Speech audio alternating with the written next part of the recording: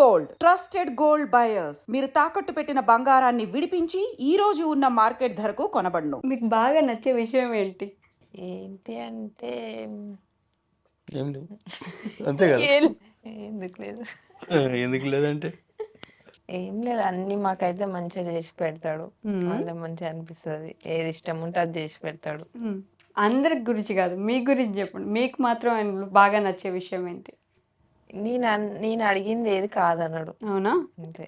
ఏదైనా తీరుస్తాడు. కొంచెం ఎప్పుడైనా కోపడినా తీర్చేదైతే తీరుస్తాడు. కోపడినా మళ్ళీ కోసేపటి మాట్లాడంగానే మాట్లాడేస్తాడు. మీకు బాగా నచ్చేది ఏంటి లావణ్య గారిలో? ఏం లేదు, ఆమె ఏది ఉన్నా కానీ ఎక్కువ అది కాదు. ఇప్పుడు తిట్టినామని చెప్పని మొండి పట్టు పట్టేది కాదు. ఒకటి ఏంటంటే మళ్ళా నేను ఏ పని చేసినా కానీ నాతోటి తోడుండి వెనకాలనే వస్తుంది. ఒకటి ఏంటంటే ఇప్పుడు ఇలా ఉంటే ఇంత తొందరగా ఎదగలుగుతాం అనేది అందరికీ అది కావాలి. భార్య సపోర్ట్ చేయాలి భర్తకు. కరెక్ట్. చేస్తే వాళ్ళు అనుకున్న శిఖరాలకు వెళ్ళగలుగుతారు. అంతేనా? ఇక కాదు నువ్వు చేసేది నేను చెయ్యను, ఇది నాది, ఇది నాది అది అనుకుంటే అదంతే అవుతారు కావచ్చు. కానీ మనకైతే నా సక్సెస్ నేను చెప్పుకోవడం నాకు అది కరెక్ట్. పెళ్ళైన కొత్తల్లో బాగా గొడవలు పడేవాళ్ళ మీరిద్దరు? ఏ విషయాల గురించి?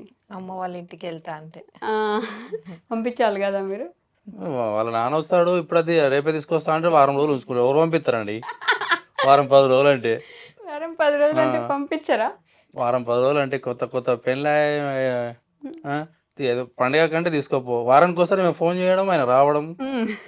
మేము పొద్దున ఫోన్ చేస్తే మధ్యాహ్నం వరకు వస్తాం, మళ్ళీ రాత్రి వరకే తీసుకొని పోతాడు. కనీసం ఒక రాత్రి ఉండడు. అట్లుంటుంది. అట్లా అనిపిస్తుండే అప్పుడు. ఇప్పుడు మేము పిల్లల ఉన్నప్పుడు అట్లా అనిపించింది. ఇప్పుడు పెద్దలం అయినాక మాకు పిల్లలు పుట్టినాక తండ్రి ప్రేమ అట్లనే ఉంటుంది. అది ఇప్పుడు మీకు కూడా ఎట్లా అనిపిస్తుంది? ఒకవేళ ఎక్కడికైనా వెళ్తే మీ ఇంటి నుంచి ఆడపిల్ల పోతే అప్పుడు ఎందుకంటే అనిపిస్తుంది అంతే. అప్పుడు ఊరికే ఇంటికి వెళ్తానే వాళ్ళ మీరు? ఎందుకు ఊరికే ఇంటికి వెళ్తానే వాళ్ళు?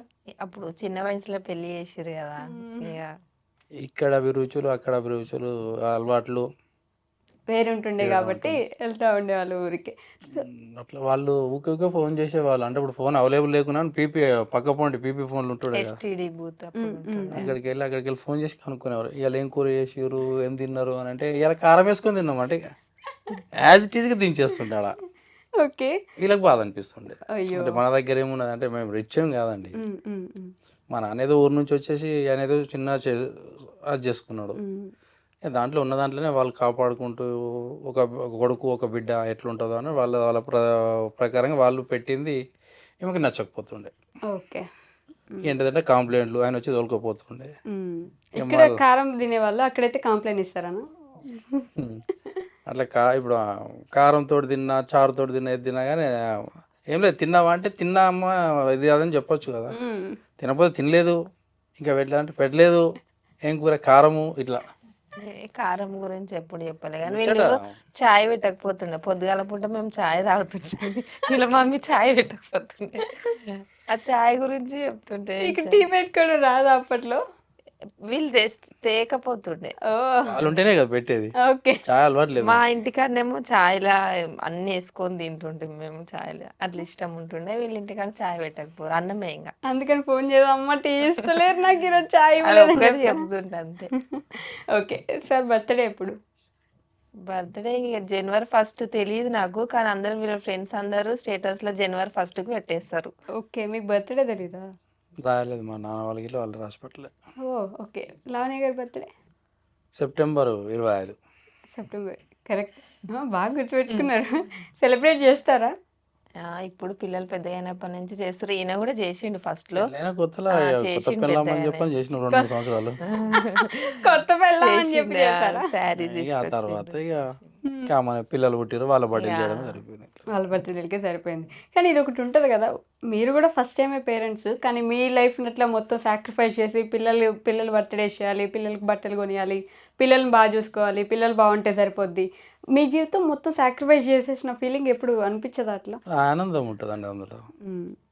ఇప్పుడు ఏదన్నా నేను కొన్ని ఫుడ్లు నేను తినకున్నా కానీ వాళ్ళకి కావాల్సింది ఇప్పించి నేను అది ఇస్తాను. ఎందుకంటే ఈ బర్గర్లు, పిజ్జాలు అవి ఇవన్నీ మనము అది నాకు అది ఉండదు. వాళ్ళు ఏం చేస్తారు, డాడీ తీసుకోలేదని చెప్పని వాళ్ళు తల ఇంత నోట్లో పెడుతుంటారు. ఓకే. వాళ్ళకి ఒకటైతే నాకు నా అంటే రొట్టెలోని కంటే తుణుకులో ఏమైపోయినట్టు హ్మ్. వాళ్ళ మనిషి కింద పెట్టేసి 6 పీసెస్ నా దగ్గరికి వచ్చేసరికి నాకు ఒకటి కంటే ఎక్కువైపోతుంది. ఓకే. మొత్తానికి అట్లా అట్లా సర్దుకుంటున్నారు. పిల్లలు అట్లా ఉంటే అదొక ఆనందం ఎంతైనా కదా! వాళ్ళే ఇప్పుడు ఏది తెచ్చినా వాళ్ళ డాడీకి పెట్టంది తినరు. వాళ్ళ డాడీకి ఇష్టం ఉన్నది కూడా యష్ తీసుకొని వస్తాడు హ్మ్. బయట నుంచి. మిర్చిలు అంటే ఇష్టం వాళ్ళ డాడీకి. ఓకే. మిర్చిలు తీసుకొని వస్తాడు. మీకోసం ఏం తీసుకురారా? ఇంకా నేను ఆయన తిన్నదే నేను తింటా. ఎందుకని ఆయన ఇష్టమే మీ ఇష్టం అట్లా అంతే. అయిపోయిందా? లావణ్య గారి ఫేవరెట్ కలర్ ఏంటి? అసలు ఇవన్నీ తెలుసా? ఎప్పుడైనా మాట్లాడుకుంటారా ఇవన్నీ? ఆమె కలర్ నాకు తెలియదు. ఆమె సెలక్షన్ కూడా నాకు రాదు.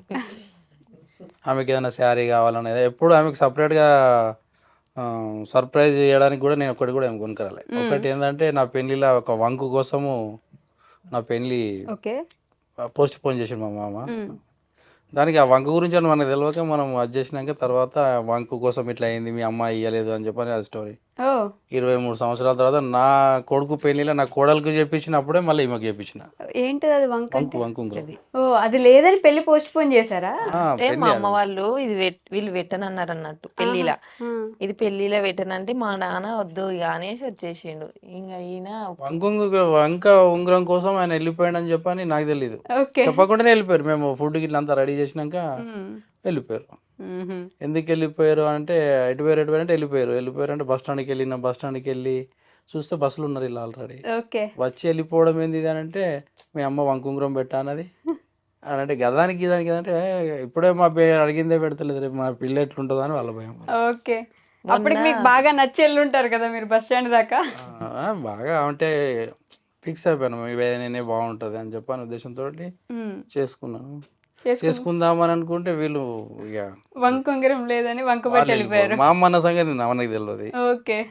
మొన్న నా కోడలు పెళ్ళికి నా కొడుకు పెళ్ళిలో చేపించిండు. ఇద్దరికి చేపించిండు. ఆమెకు చెప్పించినప్పుడు ఈమెకు కూడా ఎప్పుడో 20 ఏళ్ళ కింద నాతోటి ఉంటుంది, ఈమెకు చెప్పాలన్న ఉద్దేశంతో ఈమెకు ఒకటి చెప్పించిన, ఆమెకు ఒకటి చెప్పించిన. హ్మ్. ఇదండి చూపించండి మాకు. ఆ! తీసి చూపించమలేదులే. చేతికి ఇట్లా చూపించండి చాలు. హ్మ్. వంకు. మొత్తానికి ఇది చేపించారు. అందరికి ఉంటది. అందరూ పెళ్ళిలో పెడతారు అన్నట్టు నాకు పెట్టలే. అప్పుడు పెట్టలేదు. ఇప్పుడు చేయించినారు మొత్తానికి. సంతోషమేనా? మీ మమ్మీ వాళ్ళకి చెప్పినారా ఫోన్ చేసి చేయించినాడు నాకు అని? దీనికంటే ఎక్కువ ఇంకా వేరే కమ్మలు అవి ఇవన్నీ అన్నీ తీసుకున్నది. చేయించిండు. కాకపోతే ఇదొకటి గుర్తుండిపోవాలి అని చేపించినది. ఇదొక్కటి మొన్న చేయించిండు. కమ్మలు అన్నీ చేయించిండు. మిగతా అన్నీ చేయించారు. భలే సపోర్ట్ చేస్తున్నారు. వెనకేసుకొస్తున్నారు ప్రతిదానికి మీరు. చేయించిండు కాబట్టి చేయించిండు అని చెప్తాను. చేయించిండు కాబట్టి చేయించిండని చెప్తారా? అబ్బబ్బబ్బా! ఇట్లాంటి సపోర్టివ్ వైఫ్ ఉంటే అంతే జరుగుతదండి. ఫ్యామిలీ మొత్తం మంచి ఆనందంగా ఉండడానికి ముందు ఈవిడే రీజన్ అయ్యి ఉండొచ్చు. ఇప్పుడు చేయించింది. నాకు కష్టం ఉన్నప్పుడు కూడా నా వెనకాల ఉండి చేసింది కాబట్టి నాకు ఇప్పుడు మంచి కష్టాలన్నీ తీరిపోయినట్టేనా? అప్పుడు చెప్పలేమండి. తీరిపోయినాయి అని ఎట్లా అనుకుంటాం. అదేంటి అప్పుడు ఇంకా ఘోరమైన సిట్యుయేషన్స్ ఉండే ఆ! కదా! అంటే మేమందరం ఆస్తి విన్నాం గూడా. పరంగా భగవంతుడు మనకు మంచిగా చూసిండు కాబట్టి ఆస్తి పరంగా అయితే మనం ఇంత కూడబెట్టుకున్నాము. హ్మ్. ఆరోగ్యపరంగా మన చేతిలో ఏం లేదు కదండీ. అంతేనా? పర్లేదులెండి. ఆరోగ్యం గూడా బానే ఉంటది. దేవుడు ఆనందంగా దేవుడు ఉండే వాళ్ళకి దేవుడు ఆరోగ్యం అనేవాడు ఎందుకుండదు? కరెక్ట్ మంచిగా చూస్తానే మనము హ్మ్. ఒకటి ఆల్రెడీ ఇది చేశారు కదా దేవుడు. ఇంకేం చేయరులెండి. అప్పుడు అసలు హీరో అయిపోవాల్సింది మీరు. జీరో అదట్లా అయిపోయింది. తగిలి జీరో ఎందుకయ్యారు? ఏం మాట్లాడుతున్నారు మీరు? ఇప్పుడు ఆయన అనుకున్నది వాళ్ళ కొడుకు తీరుస్తున్నాడు. ఇంకేముంది? ఆ! ఇంకేముంది అయిపాయే.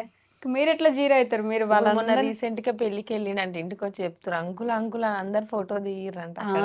నేను అడుగుదాం అనుకున్నా. అందరూ గుర్తుపడుతున్నారా బయట సెల్ఫీలు ఆ! అది అడుగుతున్నారు? పిలవని పెళ్ళి అండి, పిలిచిన పెళ్ళి కాదు మళ్ళా. అంటే మా అన్న తీసుకెళ్ళిండు. మా అన్న వాళ్ళ ఫ్రెండ్‌ది. మీరు పిలిచిరేమో అనుకున్నారు. ఓకే. పిలవని పెళ్ళికి వెళ్ళిన నేను. పిల్లోని పెళ్ళికి పోయినారా మీరు ఎట్లా? మా బామ్మర్ది వచ్చి తీసుకెళ్ళాడు. అంటే బావ ఇట్లా పెళ్ళికి వెళ్దాం అంటే హ్మ్. సరే పా అని చెప్పని పోయినాం అన్నట్టు. ఓకే. కానీ గుర్తుపట్టి ఫోటోలు దిగుతున్నారు. చాలా మంది గుర్తుపడి అయ్యా యూట్యూబర్స్ వచ్చారు అని చెప్పి చాలా మంది దిగారు. హ్మ్. పెళ్లి పిల్లల దగ్గరికి పోయి కలుద్దామంట. అంటే మనమేమో తెలియదు ఆయనకు. హ్మ్. కలుద్దామంటే సర్లే ఇప్పుడు కాకపోయినా ఆయన ఆల్బమ్ చూసిన వాళ్ళు అయ్యో యూట్యూబర్ అయినా అంటే ఆ! అప్పుడు ఆయనకు తెలిసిపోతుంది అనుకొని వెళ్ళిన ఇక. ఓకే. ఇప్పుడు బాగా ఆనందంగా అనిపిస్తుంది అట్లా అందరూ గుర్తుపట్టడం, ఫోటోలు దిగడం.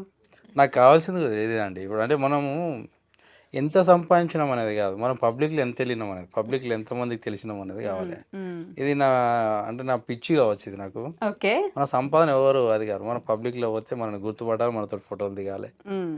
అనేది నాకు చిన్నప్పటి నుంచి అదొక నా కోరిక. అంతేనా? ఓకే. సో, మరి మీ సబ్‌స్క్రైబర్స్‌కి ఏమన్నా ప్రేమగా చెప్తారా? చెప్తా.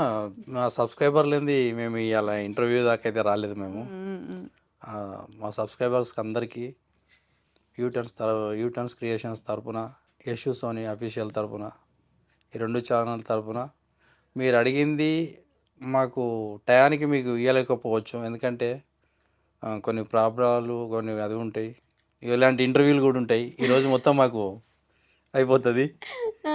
ఎందుకంటే ఇంటర్వ్యూలు ఎందుకు ఇవ్వాలంటే ఇస్తేనే అందరికి తెలిసిపోతాము, అందరికి తెలుస్తాము. అందుకని ఇంటర్వ్యూలకు అటెండ్ కావాలి, అన్నిటికీ అది ఎవరుతూ ఎవరిని హర్ట్ చేయకుండా అందరికీ ఏది కావాలంటే అది కంపల్సరీ చేసి పెడతాం. కాకపోతే మీరు అడగగానే కాకపోవచ్చు, కంపల్సరీ అయితే చేస్తాం. ఓకే. ఇంతవరకు ఎలా సపోర్ట్ చేశారో ఇంతకు ముందు కూడా అట్లాగే సపోర్ట్ చేయాలని కోరుకుంటాను. Okay. Thank you so much. Thank you.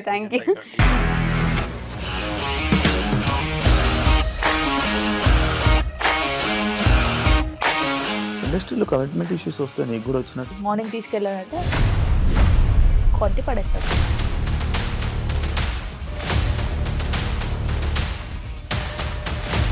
ఒక్కళ్ళు కూడా చూడలేదు ఈ సినిమా అని చెప్పడానికి కూడా చాలా ధైర్యం కావాలి. అది నిజం కదా, దాంట్లో ధైర్యం ఏంటి? ఇది నెక్స్ట్ డే ప్లేట్ మార్చేస్తే తప్పు కదా. As of now we are comfortable this అని నేను అనుకుంటున్నాను. రష్మిక గారిది మీది ఒకే ఊరంట కదా. నీకు కోపం వచ్చిందంటే బాగా తిట్టేత్తరా? తిట్టేద్దామండి. నిజంగా గేమ్ ని ఎలా చేంజ్ చేయగలిగారు? ఏపీఎస్ఎఫ్సి వాళ్ళకి 6 నెలల్లో నేను 6 లక్షలు కట్టా. బిజినెస్ చేయాలనుకుంటే it is as difficult as riding a tiger.